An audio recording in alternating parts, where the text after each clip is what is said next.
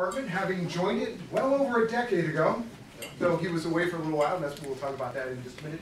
David is an epidemiologist and a public policy expert is the way I think about him. He's done work in epidemiology around occupational injuries and diseases. Early in his career, he did work with HIV. But he's also very well known for his work looking at the intersection of science and policy and regulation, and that's something he spent an awful lot of time thinking about, writing about, and out there talking about broadly in the world. David has been a faculty member besides here at GW. He was at City University of New York and also at the Albert Einstein School of Medicine. He had a stint in government service late in the Clinton administration, where he was the Undersecretary for Assistant Secretary of Energy for Environment, Safety, and Health. I can never remember if it was Health, Safety, Environment, Safety, and Health. Yes, for Environment, Safety, and Health at the Department of Energy. And then, just when we got him here and he was all set, President Obama was elected. He nominated David almost right away to serve as the Assistant Secretary of Labor for the Occupational Safety and Health Administration. He was nominated in December, confirmed very quickly. Yeah, it wasn't that quick. But unanimously. It wasn't, yes, unanimously confirmed, and was the longest serving director of OSHA, returning to us in January of 2017. And I think that time in OSHA has given David a lot of insights that he's brought back to GW, and he's going to talk to us today about one of his ideas about melding worker safety and corporate sustainability. George, thank you so much, and I'm really happy to be here. I want to talk a little bit about how I thought about OSHA, and I think that the people who head OSHA always sort of think about OSHA, and then how does it fit into this question of sustainability, which is a buzzword that's very common these days. There's a lot of discussion about how corporations need to be sustainable, and there's not really great definitions of that, but it seems to me there's a very important place within sustainability for worker safety and health. If you're killing or injuring your workers, how do you say that your firm is sustainable? But in fact, if you look in the sustainability world, there's some lip service, but relatively little focus on that. So we'll talk about that a little bit. So I want to give you a little background, though. Let's see the best way to do this. This maybe isn't doing. I don't know. The Occupational Safety and Health Act. So we're coming up on the 50-year anniversary.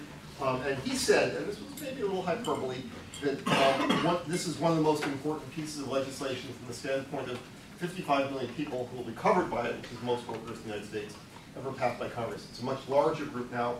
We estimated it was about 130 million workers who are currently covered by OSHA. And that was sort of the days when there was a bipartisan support. There's in that picture, the head of the Chamber of Commerce and the head of the AFL-CIO. The law, in some ways, is very simple, not like one of these very long, complex laws that you hear about today.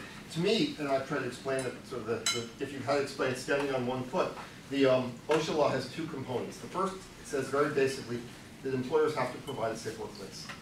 And this was sort of this revolutionary idea that workers had the right to a safe workplace. Before that, and in the first 194 years of our republic, that right didn't exist. But workers have a right, employers have an obligation to provide safe workplaces. The second piece of the law is that OSHA's job is to figure out how to make that happen. And it really is only about employers. The OSHA law doesn't give OSHA any power or any authority over workers. It's simply over employers. And so OSHA has to figure out, and OSHA doesn't control a workplace. OSHA can't go into a workplace and say, with a few exceptions, let's just close this down, you must do something. It's a very complex process. So you've got to figure out how employers are going to comply with the law. And that's basically the law in one slide.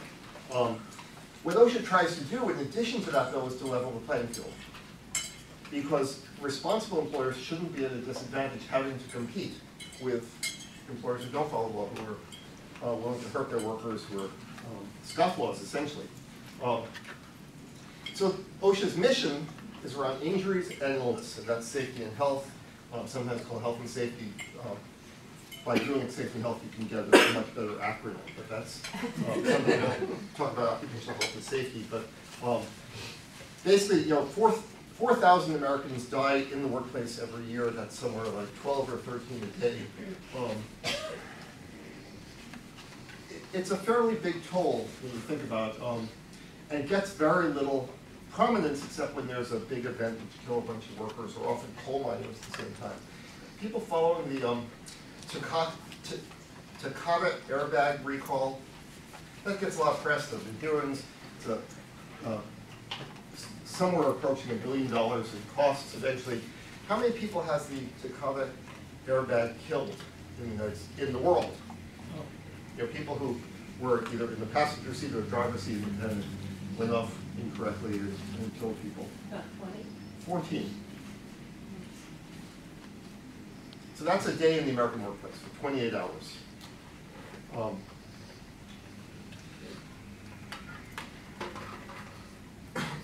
We don't know how many workers die from work-related illnesses as a result of exposures to chemicals and other toxic hazards. There are a couple of good studies that estimate currently it's probably about 50,000, but that's based on exposures that occurred 20, 30, 40 years ago, and a lot of those actually have been well controlled. The number of people dying from asbestos is just starting to go down after OSHA standards were promulgated in the 70s and the 1980s. So we're now at 30 or more years since exposure started to drop. But we really don't know the effects of current exposures. And finally, and we'll come back to this a little bit later, employers report about 3 million non-fatal injuries a year. And that employers have to keep track of injuries. That's one of the OSHA laws is if you're in a high hazard industry, you keep a log, and then the Bureau of Labor Statistics samples those. And actually just last week, the numbers came out. They estimate it's an estimate, about 3 million workers are injured every year in the United States. So a pretty big number.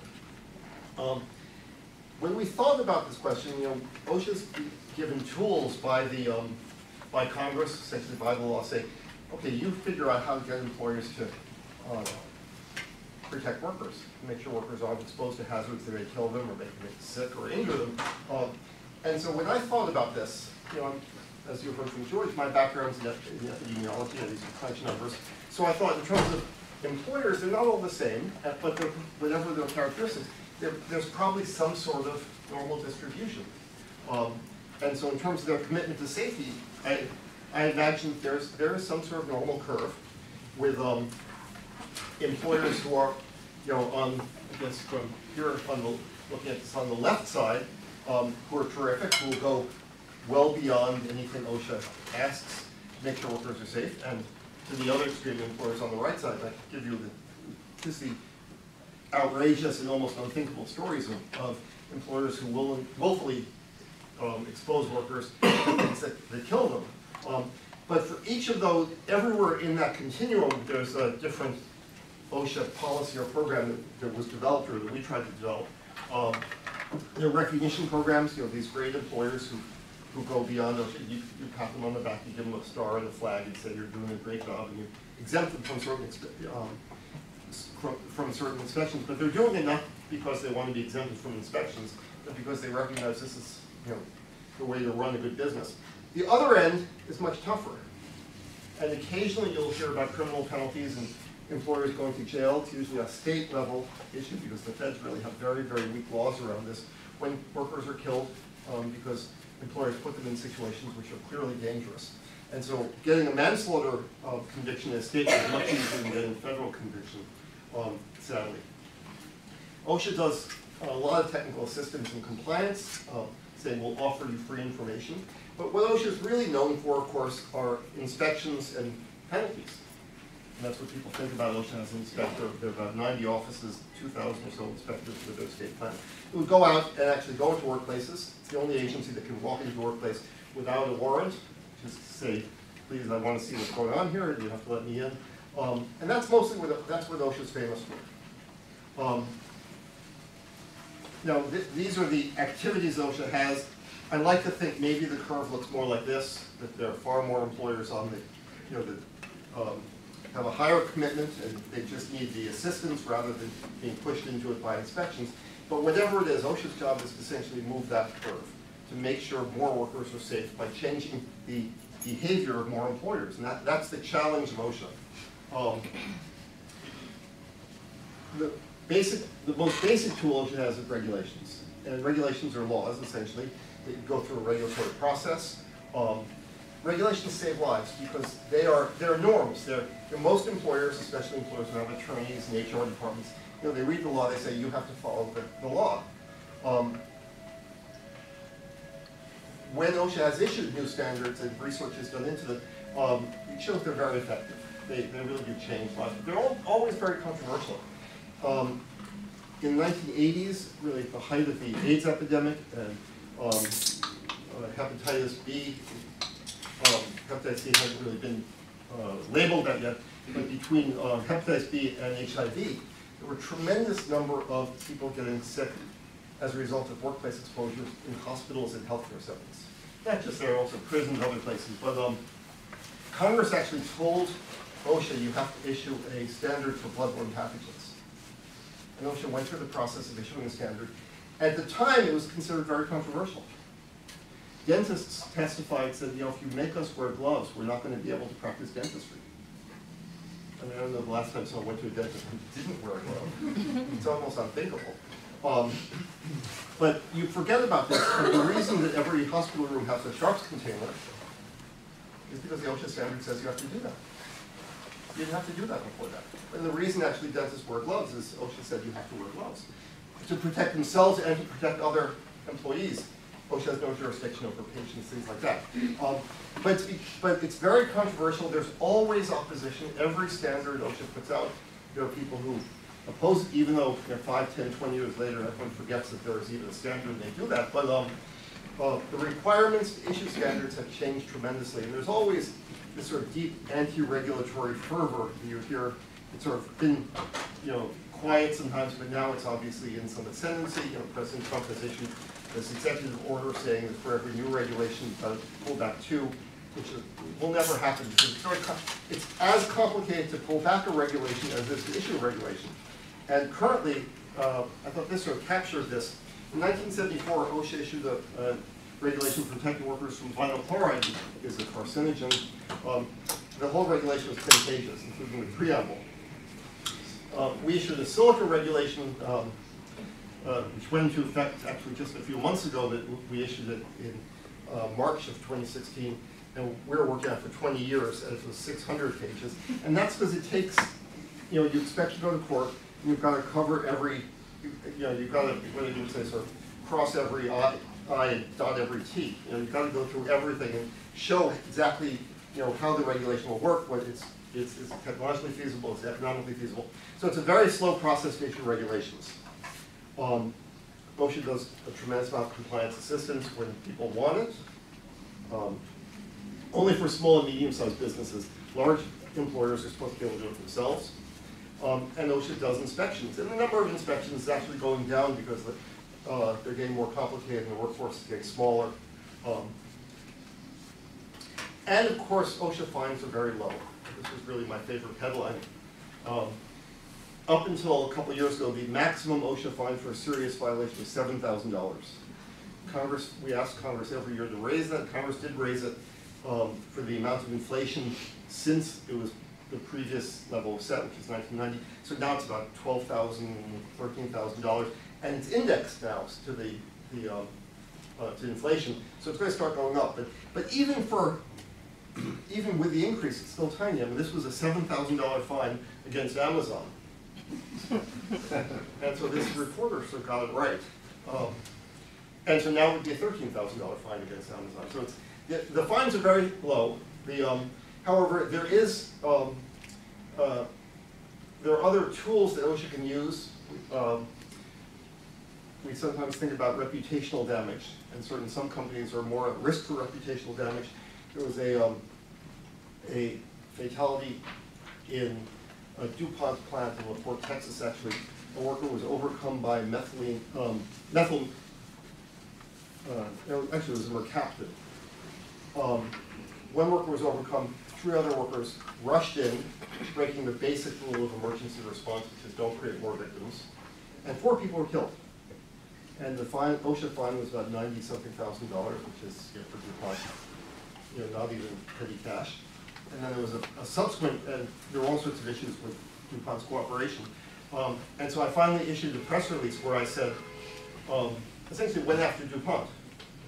And it promotes itself of having a world-class safety culture, because they actually sell services. You know, DuPont markets safety service.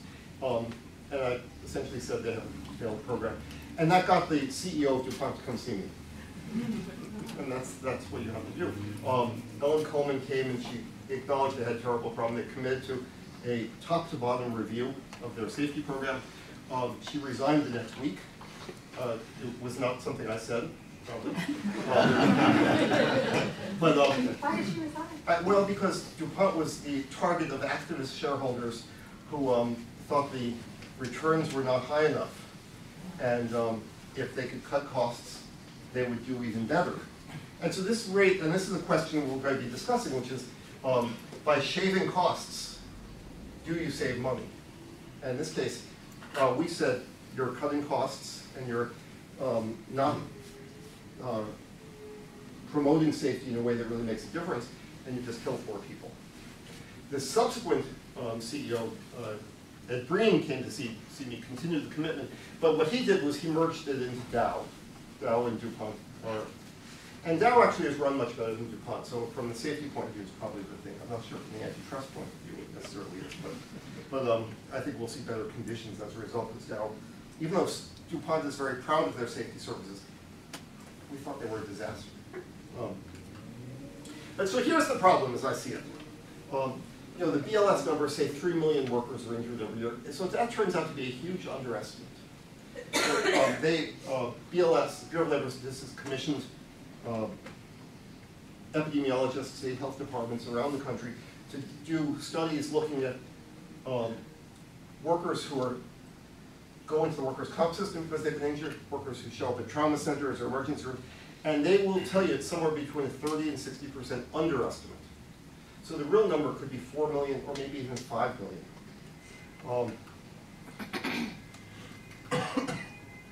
And whatever it is, we're not changing it from year to year. I mean, everything OSHA does, everything, you know, under the Obama administration, we changed some things from the Bush administration, but not in a big way. The inspections went on the same way. We publicized them more. We tried a few different things. But we're not changing these numbers in a big way.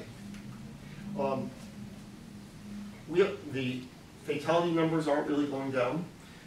And we don't even know what's going on with occupational illnesses. We just don't know much about the exposures. And for most chemicals, OSHA doesn't have any standards at all. Or they have standards that are ancient. So what do you do? How do you change things? So the first question that employers often raise, they say, well, shouldn't I just comply with OSHA standards? Won't that be enough? And I would try to say, no. The law says you have to comply with OSHA standards. But if you comply with every OSHA regulation, will your workplace be safe? No. It'll be safer, but it won't be safe because we know that many fatalities, many serious injuries will not be prevented by simply complying with regulations. You could be following the law and people still will be killed. So you're thinking this question. The first is OSHA regulations don't cover many important hazards. Some of the very widespread ones, but the ones that get publicity, of course, are the ones that are not necessarily widespread, but they're more sort of newsworthy. The news story in the 7+ years I was at OSHA, the news story that got the most press, anyone want to take a guess? SeaWorld. A killer whale killed a trainer. This killer whale actually grabbed her ponytail, took her underwater, drowned her. Our people thought this was not this great surprise. They don't call them killer whales for cosmetic purposes. We've known since Pliny the Elder. And this whale actually had killed several people earlier, previously. So we issued, but we don't have a standard for killer whales. Nor would we, because There's only It'd be 1,000 pages. and there are only 2 facilities in the country that have killer whales. They're both SeaWorld facilities. So OSHA has something called the General Duty Clause, but it's very legally resource intensive to use, which we did use. And actually, they took us, we fought SeaWorld in court at every level, from the OSHA Review Commission up to the appeals court. We won at every level. It cost us millions of dollars. I'm sure it cost them many, many millions more. But that's just for one case. But we don't have standards for many, many hazards, and many OSHA standards are out of date. In all this sort of deregulatory fervor, we would have a meeting at least once a month with a group of employers or manufacturers who wanted a new standard, because people want standards. They want to know how to make sure people are safe. And most OSHA standards date from the 1970s and have never been updated. It's true for the chemicals. The chemical standards, OSHA has about 474 or 500 standards for chemicals, and 95% of them date from 1971, and many of them were out of date at the time, because it's so hard to issue a new standard. And regulations can't address every situation. So we tried to address that. In terms of chemicals, you don't have to try to read this. The point is, we actually issued a publication comparing our permissible exposure limits to NIOSH's recommendations. The state of California issues their own, and they're much stronger notions. The ACGIH issues recommendations, and we said, look at this. Our standards are really out of date. The N-hexane standard, for example, is 500 parts per million, where NIOSH recommends 50 parts per million. People get sick at 300 and 350. There's no question. There's plenty of clinical literature saying at 350 people are having neurological symptoms. But it's legal, because our standard was 500. So we issued this, and people thought this was courageous to actually say that your standards are worthless. It was more honest than courageous. But we also tried to sort of take advantage of this movement toward toxic use reduction and issue publication, how to essentially transition to safer chemicals, how to make informed choices for employers, so that, rather than trying to figure out how to control exposure to hazardous chemicals, how to use less hazardous chemicals. That got a lot of pushback. The chemical industry hated that, because it says to people, you should not use certain chemicals that are more hazardous. But more importantly than just changing the standards at the chemical levels, you have to understand that the idea of complying with the law is a static concept. You're looking at the law and saying, I'm going to meet the law. And that's not the way to think about safety. Hold on, let me go back here. Sorry about this. How'd that happen? Enthusiastic software. What? Enthusiastic software. Okay. So you have to think in terms of safety is dynamic. What goes on in workplaces isn't about meeting the law, but about how do people get together and figure out how to work safely. And it's really about culture. What's the culture in the workplace? People often say, BP is advertising safety widely. You can't really sort of miss that. And they say, everybody knows if they're concerned, they should be able to stop the job. Right? That's their. And I have to say, BP has totally turned around. We had some major concerns with BP. We issued the largest fine in OSHA history against BP. It was an $80 million fine. It was the second set of fines after the Texas City oil refinery that killed like 18 people and injured 170 more. And then the Deepwater Horizon. We worked very closely with BP. But BP really has become a company that cares deeply about safety. It has figured this all out. But to me, I think the message to workers is not that you can stop the job if you're concerned, but you must stop the job if you're concerned. The culture has to be, you have to take this in your hands and address it. You have to have the support of your employer to do that. But you ask employers, why do they focus on safety? And every employer will tell you, safety is very important. Safety is our top priority. So why do they do it? Well, some will say it's the right thing to do. Obviously, workers are we're all one family. We don't want anyone to get hurt. We want everyone to go home safely at the end of the day. There's lots of taglines about that. But so you hear that, or you hear, I don't want to get cited by OSHA. So that doesn't happen that much. OSHA has enough inspectors to visit every workplace once every 150 years, and the penalties are low. But we would issue press releases and try to make it look like we were bigger. You know, it's like we tell our staff, it's like if you're in the desert in the Southwest and you see a mountain lion, what are you supposed to do? You make yourself look big. And so we would try to make ourselves look much bigger than we were. Tiny agency, you know, there are more you know, fish and wildlife inspectors than there are ocean inspectors. And what some employers will say, that work injuries are expensive, we try to avoid that. So those are the reasons. Now, I think those are all terrible reasons to do safety. I actually think they don't really make a difference. Because if you say that safety is the top priority for those reasons, but you're worried about production, you've got to get something out. Safety always, you know, a top priority, you can change priorities. You know, today it's the top priority, but tomorrow we've got to get these widgets out. And therefore, you know, it's number 2 priority or number 4 priority tomorrow. So if it's not a priority, and we try to look at the companies that get this, what Paul O'Neill, who was the head of Alcoa, was very famous in terms of his safety approach, he would say safety is not a priority, it's a precondition. What we do is safety. And that's what he always said. That he said, when he got to Alcoa, he said, no one gets hurt, everything else will follow. And it was very powerful and very effective. What some employers now say safety is a core value, but the question is that just rhetoric or is it more than that? We hear a lot about safety culture, and it's a term I've decided is sort of worthless. Because in firms where you have a safety culture and you have an operational culture and they come into conflict, which one wins? Operational culture always wins. So what we have seen, and this is asked in a sort of rhetorical question in many of these companies, is there a trade-off between safety and profitability? There is and this is rhetorical only in that there's a very widely held belief that sometimes you have to sacrifice safety because you need to get something done quickly. Right?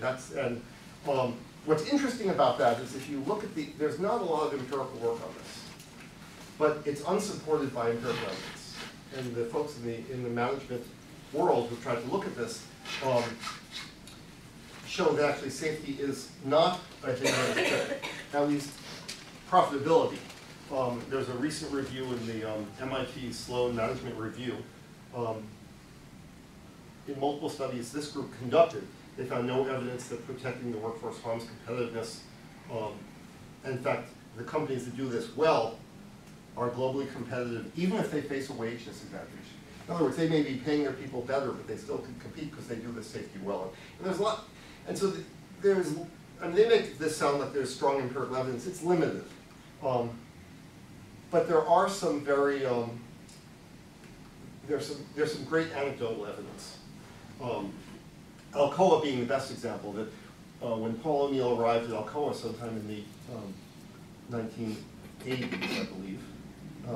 He said, okay, what we're going to do is make sure that this job is done safely. Now, Alcoa takes bauxite, they make aluminum out of an ore. It gets heated to incredibly hot temperatures, poured and shaped into different materials, mixed into alloys. Very dangerous work. But he said no one's going to be hurt. Every injury gets personally reported to him.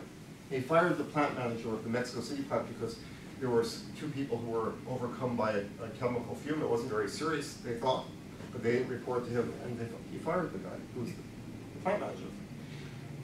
The same time that he presided over the Alcoa, where their injury rate went close to 0, the value of their shares increased 15-fold, and it became one of the most profitable companies. I'm sure there were other factors involved, but he will attribute to that.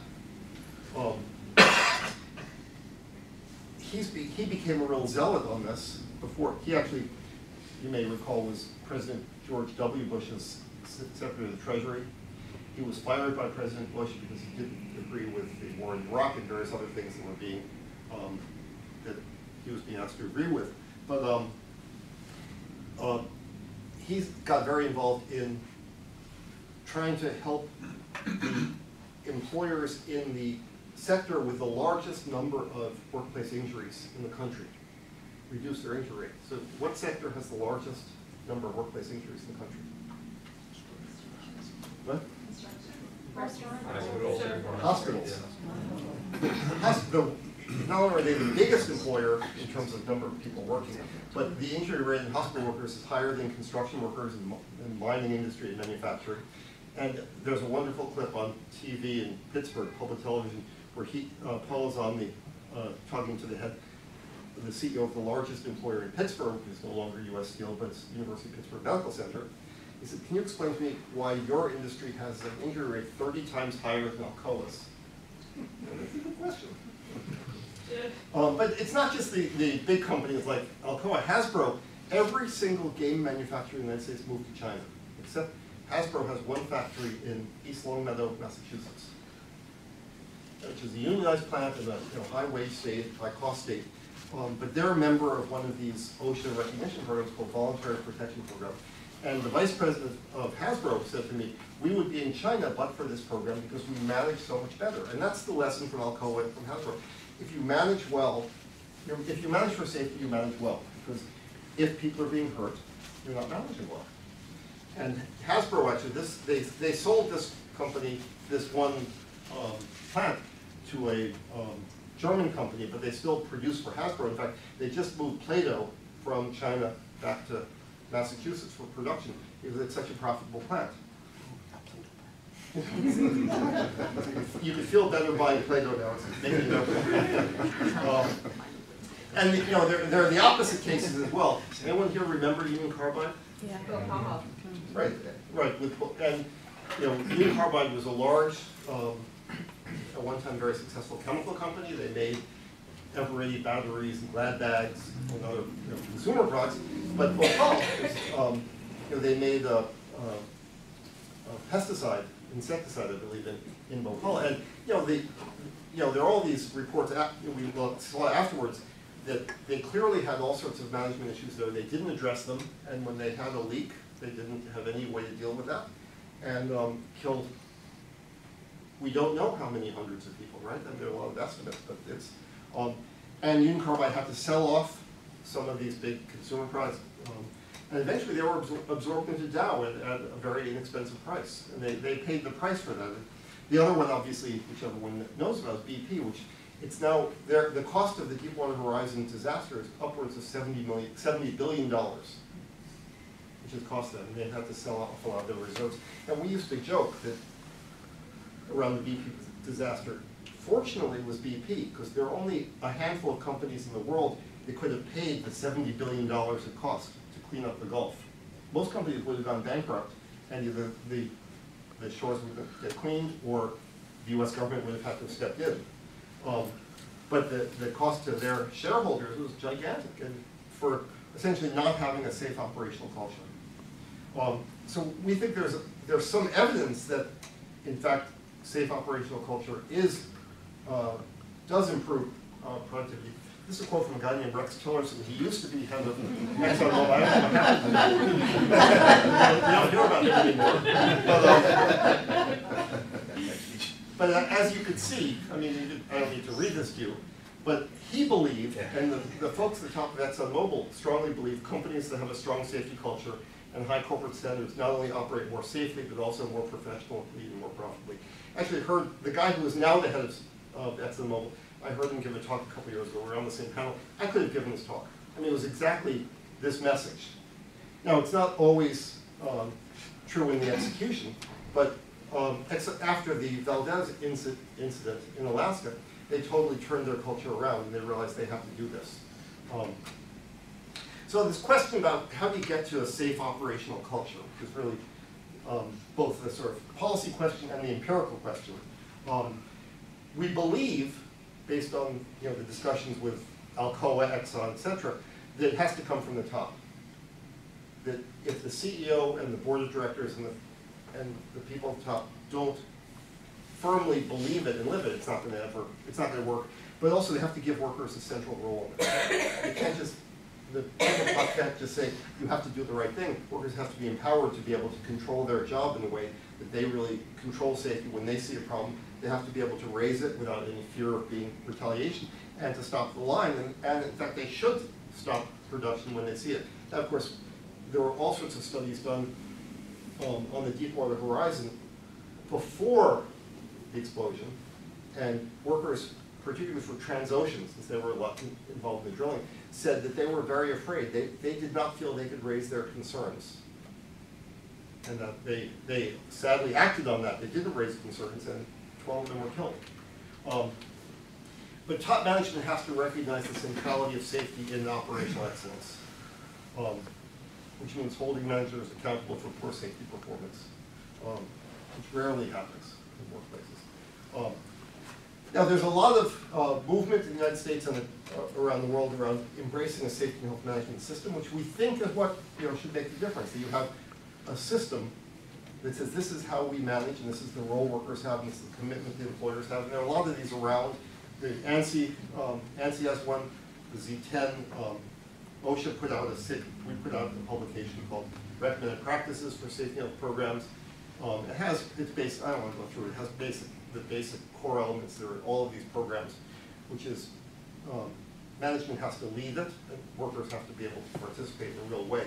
But the thing we added, which really is new, is every work site we go into now is a multi-employer work site, with a few exceptions. But this idea that you work for the employer whose name is on the door is no longer a reality for many, many workers, especially young workers. There are 3 million temporary workers in the workplace in the United States on any given day in the United States. Every single high production facility has contractors, subcontractors, temporary workers, independent contractors, just this, there's this world of new employment relationships. I talked about the BP Texas City refinery explosion that killed 17 workers. You know how many of those that worked for BP? None of them. A bunch worked for Jacobs, an engineering company. There were a couple other contractor groups. That's who works in these factories now. People move in and out. And so unless that coordination and communication occurs, you'll get even more safety problems. And there's a lot of focus in the world of sustainability reporting. The Global Reporting Initiative, the GRI, which issues these are standards for what they don't call disclosures, but they don't call reporting, but disclosures. And every major company has a sustainability report now, and they report how much water they use. Do they follow certain human rights principles? They don't employ children. They don't buy products from companies that use slave labor, things like that. And there's an increased focus on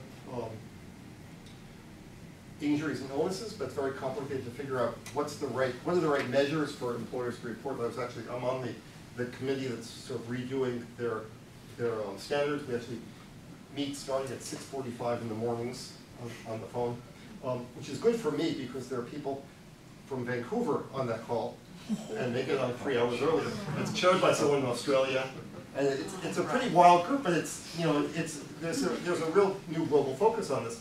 The Sustainability Accounting Standards Board, which is a group in the United States trying to also change the sort of disclosures that occur on SEC forms, is also increasingly focused on workplace injuries. Out of this recognition that injuries are a sign of poor management. That if workers are being injured, something is going on there, which investors should know about, because this is all about Sustainability Accounting Standards Board is all, what should investors know? We issued a rule requiring employers in high hazard industries to send their injury rates to OSHA, the BLS, the information we talked about, the BLS collects. That has been slowed down by the Trump administration, but I understand that soon they'll issue the final rule saying that in the next couple of months, all the employers who are covered by that, about 300,000, will have to send their rates in. So increasingly we're seeing that with the idea that consumers, prospective employees, can look at injury rates and say, do I want to buy from this company? The empirical question is, are injuries the evidence of the absence of operational excellence? I mean, it makes sense. And this is what Paul and Neil told people at Alcoa. If people are being hurt, you're not controlling production. Because no production is designed so people get hurt. And well-managed operations have few or no injuries. And as a result of being well-managed, in addition, they have a higher quality of their output, and they're not wasting labor. When people are being hurt, they have to be retrained, etc. And they're wasting less material. So this gets away from this altruistic idea of you should do safety because you don't want to hurt people, which, while it's a good moral value, turns out not to be very effective. And so we're trying to figure out is, are there higher productivity and profits associated with that? So let me wrap up in terms of link to sustainability, because sustainability really is driving employer decisions or corporate decisions. And these disclosures become very public, and there's a lot, if you go into any supermarket now, you can find the cage-free eggs and the free-range chickens. And people are concerned about these issues of sort of making the planet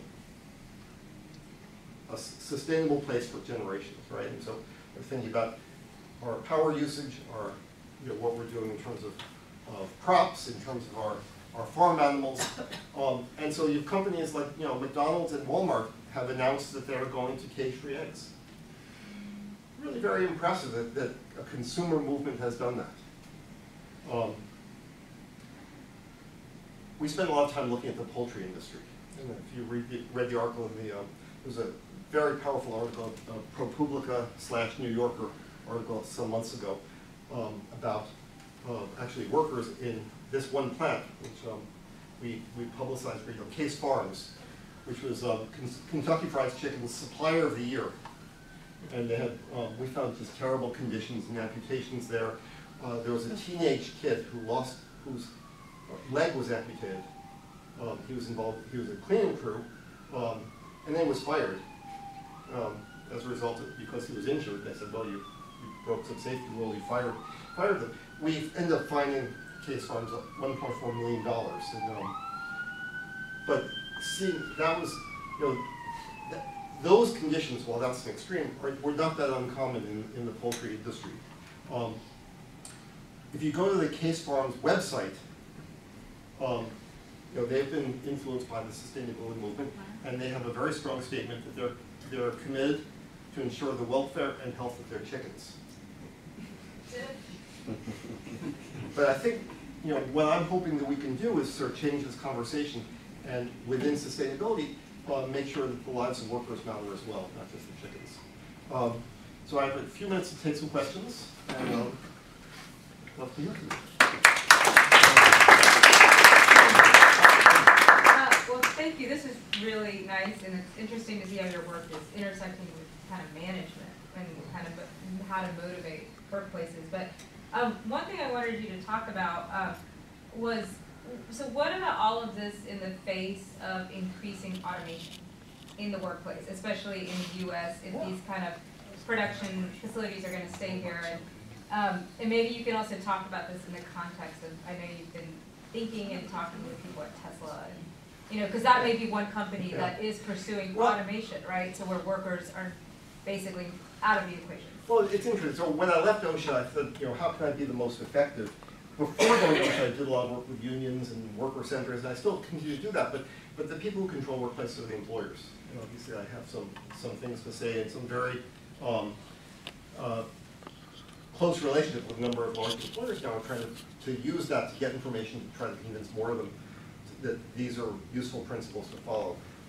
The automation issue is a very big one, because on one level, automation really does eliminate hazards. I mean, if auto plants used to require 3 strong workers to lift a dashboard to put it into the frame of a car, and it's back-breaking work. Now it's done by a robot with 1 person operating it. So two jobs have been lost, but they were bad jobs, but they were well-paid jobs. And so the new factories that are robotic are safer, but they're not safe. We had a situation at a plant that made, essentially stamped out doors for Kia and Hyundai.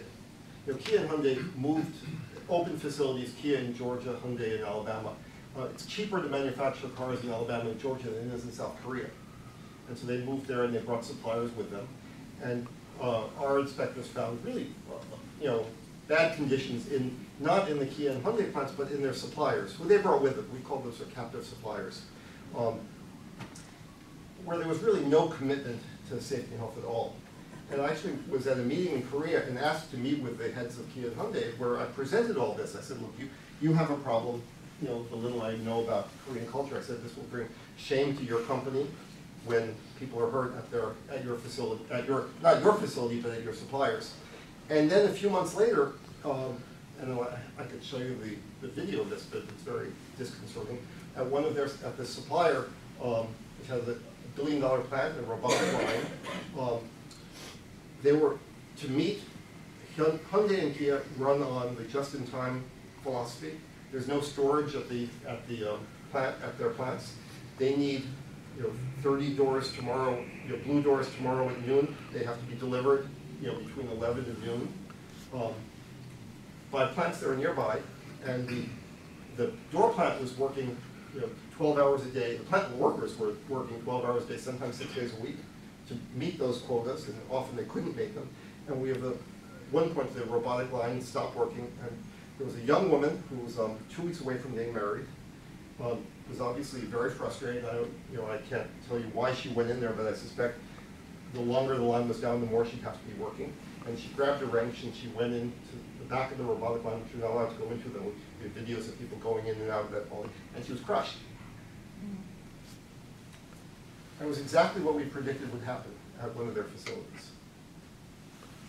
So you could have, robotics should make things safer, but if you have the same set of issues, the likelihood of injuring someone, you've got fewer people you're going to injure, but the risk is still there.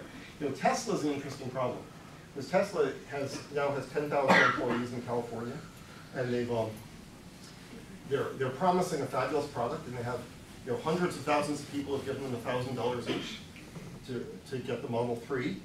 But if you talk to the workers there, they don't know how to run a plant yet, and the foremen go around with Red Bull, with cans of Red Bull, to the workers on the line.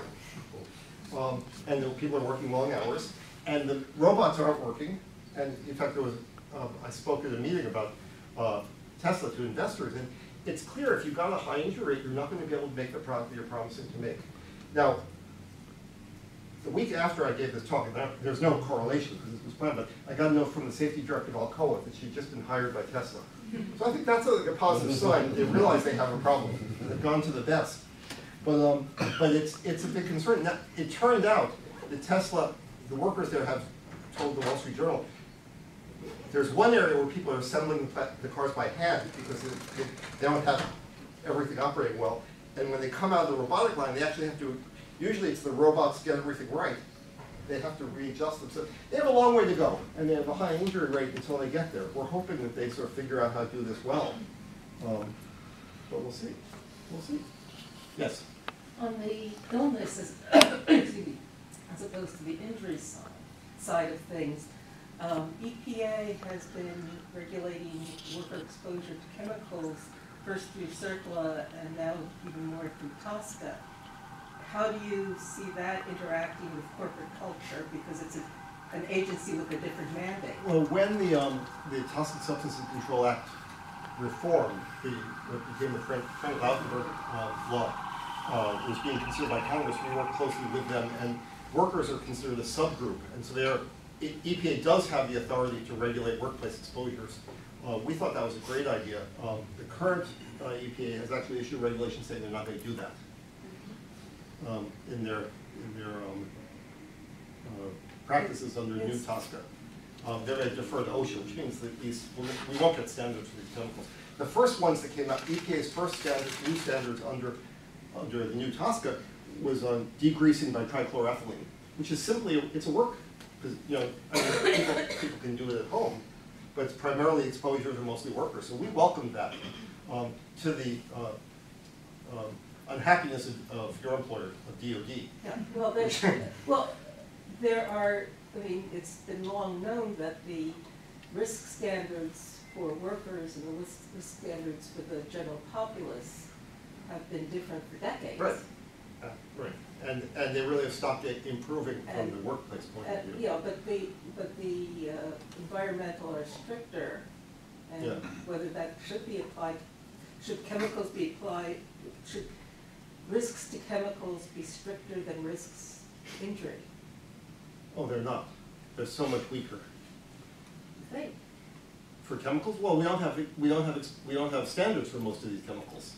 Okay. I mean, for most, we have standards for almost, only a handful, real standards for a handful of chemicals. And those haven't been updated. Well, that's what I mean. Yeah, they're so old. Well, why aren't they being updated? Well, because the OSHA standard setting process is broken. Okay. That's it.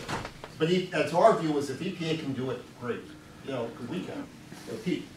Yeah, in fact, just to follow up on that, didn't OSHA try to update a whole bunch of Yes, PLs? under the Reagan administration, OSHA tried to update 190 or so municipal exposure limits. And they got slammed. And it got slammed by court, exactly. Yeah. So it's been difficult. Oh, No, I'm sorry. Oh, I'm sorry. No, go ahead, it's fine. I had a question about international. So a lot of these companies now operate in an international capacity. So they might have US based locations. Yeah. How does OSHA interact in a multinational company? Do the same standards apply if they're an American based company? OSHA jurisdiction is the United States and 3 miles out. International. Or, Right, and so if you work for a US company overseas, you have no OSHA coverage. The only US employer you have coverage overseas is the US government. Because OSHA covers federal employees under executive order signed by President Carter and doesn't distinguish. So if you work for the State Department in Havana, for example, and you're exposed to something, you would be covered by OSHA. If you work for Boeing and you're overseas, you're not covered. A lot of the multinationals attempt to apply the same standards in all of their facilities. They really have some principles around that.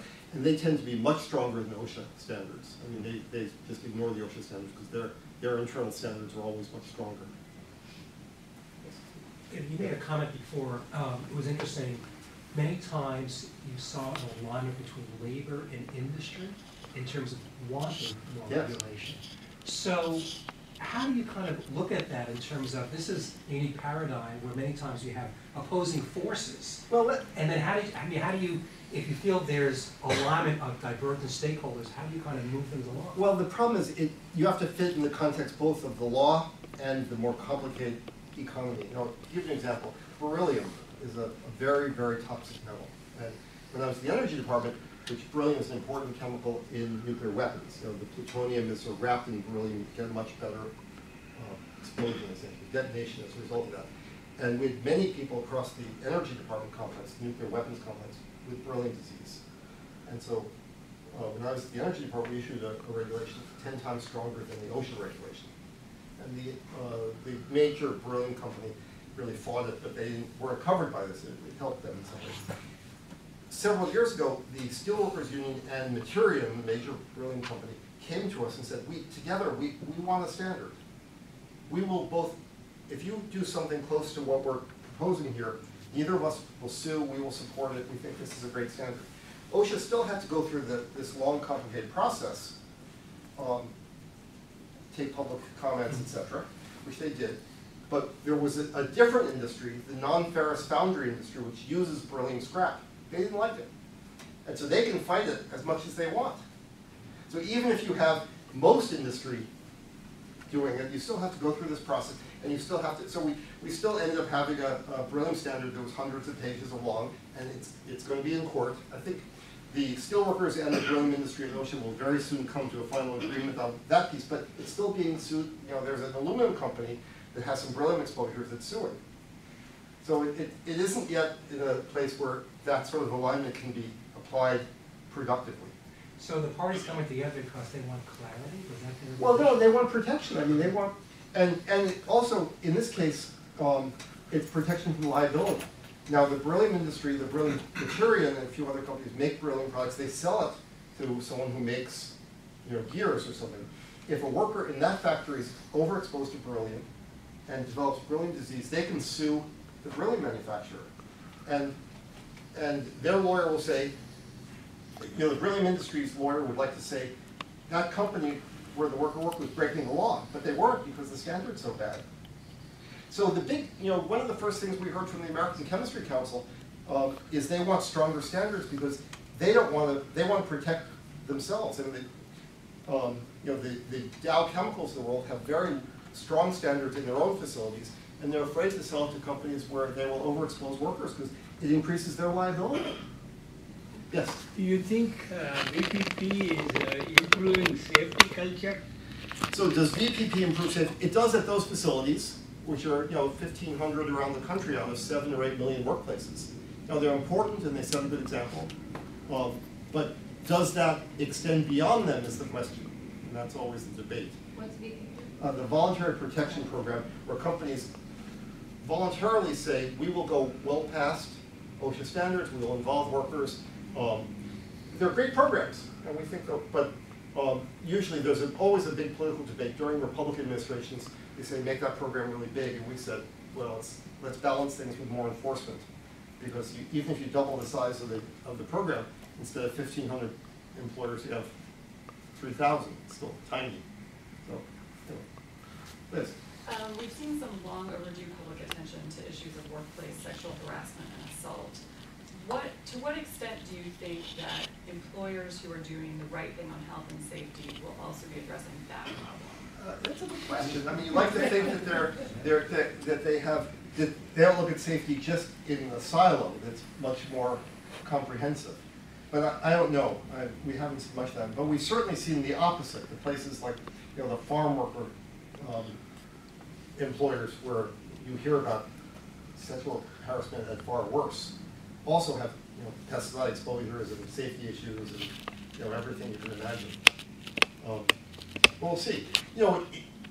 OSHA is very much focused these days, or at least a year ago, on workplace violence.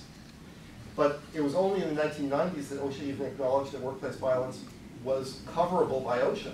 There was a woman who worked in the Women's Bureau of the Labor Department who went to OSHA and said, don't you see what's going on here? Workplace violence is a big issue. And OSHA people finally said, yeah, you're right. I mean, so things change. So, you might. Last one, yes. Thank you. What do you think is the future of occupational safety in the context of, as you mentioned, like increasing use of contractors, subcontractors, temps, and also the gig economy? Well, this is a huge issue, and one that's really tough to grapple with. We have the temporary worker initiative because we have so many examples of workers, like there's a kid named Gay Davis who was a Job Corps graduate, so it was a labor development program, had never had actually a paid job, graduated from the program, was trying to be a medical technologist, but there were no jobs around for that. So a staffing agency said, you want to go work at Bacardi? There's a big bottling company operation in Jacksonville. Told him to buy a safety vest and steel-tip shoes. And he went to work, and they gave him a broom and said, clean out the broken glass underneath the place the pallets are put together. And we have this video too. And he went in there, very enthusiastic. He grabbed his broom, he went in there, and started sweeping out, and someone turned the machine on, and he was crushed. His first day on the job ever was his last day on earth. And we use that as an example, and so temporary workers have the same protections. But it's hard to get there. In Australia and New Zealand, the OSHA law is quite different now. They've eliminated this idea of employer, because OSHA only covers employers. We have to sort of, it's complicated to say, well, was Bacardi his employer because he worked for staffing? We would say yes, but still, to get there is more difficult. In some countries, they moved to this concept of duty of care, where if your enterprise impacts people, you have a responsibility to make them safe, whether or not they're your employer or employee or someone else's. And I think that obviously, in this very complicated gig economy, that makes a whole lot more sense. We'll see where that goes.